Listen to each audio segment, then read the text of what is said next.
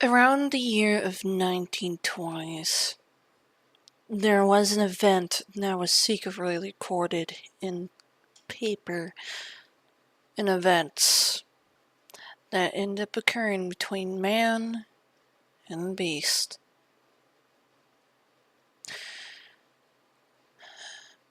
On the outskirts of the small town on the outskirts of Louisiana, there was a small group of direwolves capable of able to shapeshift in between human form and beast. A man that was once known throughout history by the name of Eli Thornton. Eli Thornton was a young man who had decided to explore the world and find a permanent place with his pack. As they all end up making camp for the night, they end up coming across this strange anomaly. A fog, a mist of some kind, forming a humanoid shape on the ground. They decided to make camp and keep an eye on it, unsure of what to do. And that as they end up sitting there by the warm campfire on the full blue moon, just discussing their daily lives, discussing about whatever their future holds, whether they should end up going back to their families, or would they end up continuing on their trek to find a better place to call home. And as they end up having this small, genuine moment of peace, they end up looking back towards the humanoid mist shape. Kind of startled at first.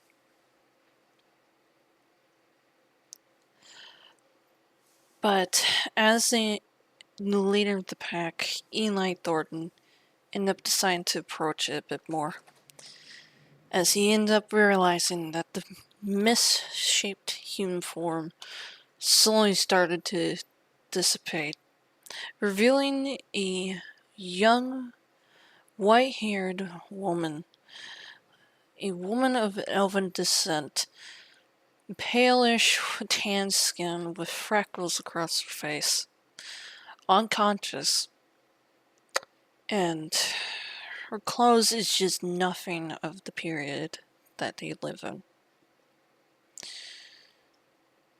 From what everybody could end up dictating is that this woman would have been from a different time period, or somebody that ended up causing a rift between spaces of time. But they didn't have time to argue, so they end up putting the young elven woman in a bedroll, bringing her by the fire as they all end up sleeping till the next dawn. As time moves on and slowly skips towards the present day of the early 2001, there was a small community, a small town, still on the outskirts of Louisiana, ended up being revamped by the very same woman who ended up being rescued. Well, more like being brought in. Eli Thornton is no longer around, but Willow ended up deciding to take his last name and essentially ended up being his descendant of some sorts, or adopted family member. Due to her being of an elven descent, She decided to help with the repairs of the village that he ended up funding and being made for his family in his community. She ended up becoming a mayor. But as it slowly gained popularity, she ended up getting small substitute teachers, permanent ones, to live there. But when it comes down to doing so, she decided to make a camp. Camp that is dedicated to helping those that have a troubled youth and for those who have a troubled past.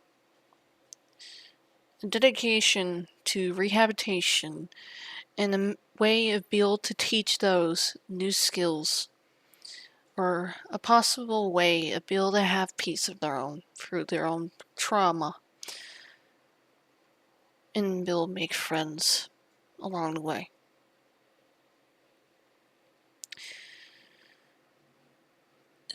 This camp is called Blood Moon.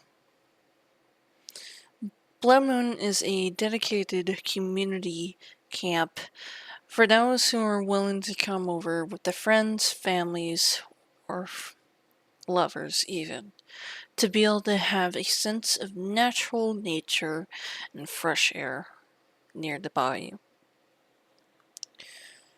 And when it comes down to doing so, it is still old-fashioned, due to the fact that they end up keeping the old look of the 1980s.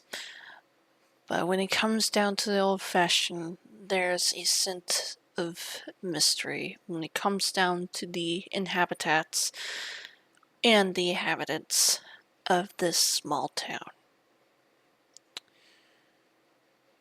As a way to be able to bring more popularity and attraction to this town and the camp itself, Willow decided to personally send out invitations to people who have their unique cases or abilities of their own, to at least bring more attendance to the fine establishment in the town that is well served and well kept.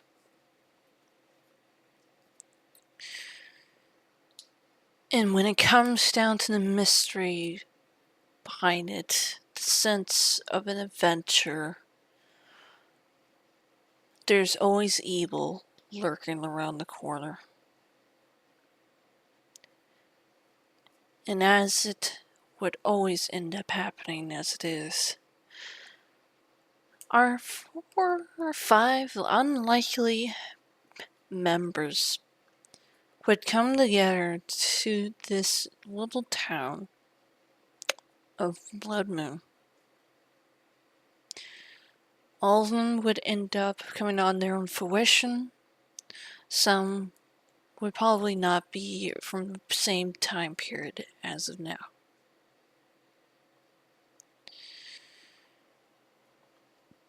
But all of them would not know that there would be an upcoming festival to celebrate the anniversary of Eli Thornton's extraordinary capabilities, of his kind heart, and his dedication to helping his pack and his family. But think of it as the Day of the Dead festival, in their own version of it.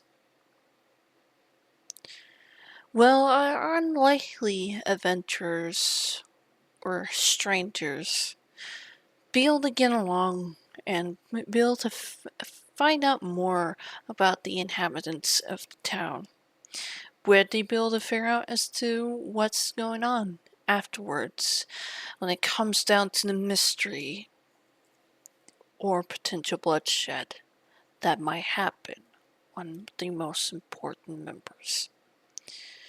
Would they be able to talk to Willow and work together to find the actual cause of a well-known number that was once going to end up rejoining her? Who knows? But when it comes down to doing so, there's always a sense of urgency.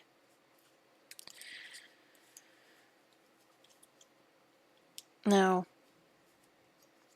when it comes down to doing so, I will end up pointing out the inhabitants around the town and the numbers that live in it.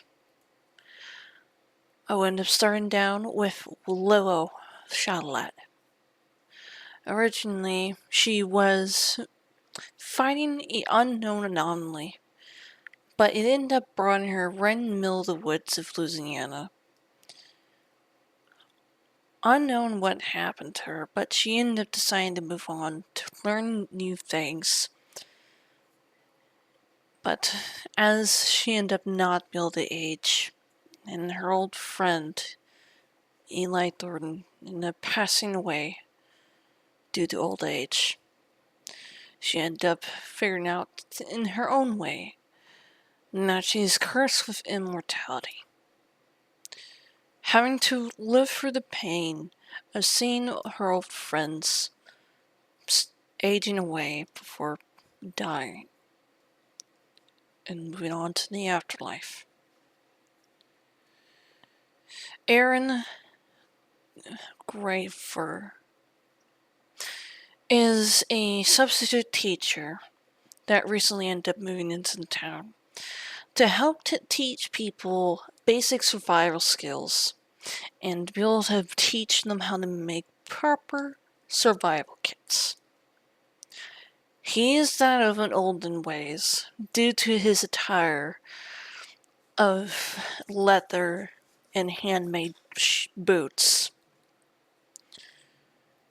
He's that of a middle-aged man with long gray silver hair, with gray eyes, and a scruffy beard.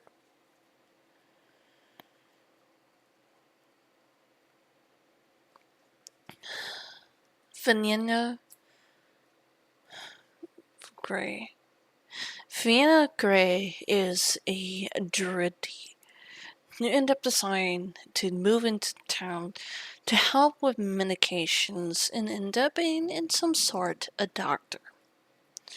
She is pretty young, around human descent, dark tan skin, short black hair, and bright blue neon green eyes. She is around mid-20s. And you would end up sometimes seeing her scrolling about, talking to kids that might end up coming up to her to ask for help when it comes on the shape-shifting.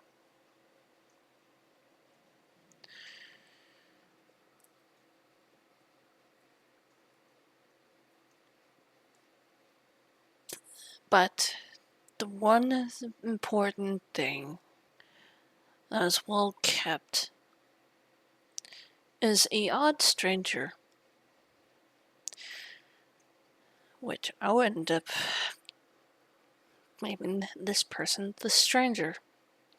The stranger is a recently tourist that ended up coming into town, dressed up in this black suit with dress shoes and black shirt with a white tie, wearing a fedora hat that's slicked to the side, bright blue eyes, palish skin, and this silverish fine black long braided hair. He is a mysterious person, but when it comes down to doing so, he'll always end up coming every single festival event once it hits every year. Nobody questioned why he keeps coming, but he is a mysterious benefactor.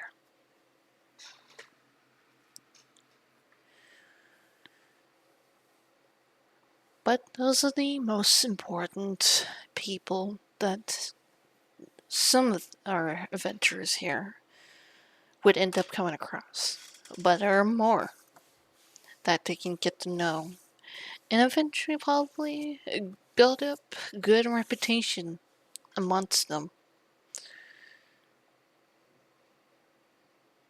But again, it comes down to the mysterious circumstance and what they're going to end up coming across. Will they end up hearing it from Willow? Or will they end up finding it themselves? Let's find out. Until we will meet again.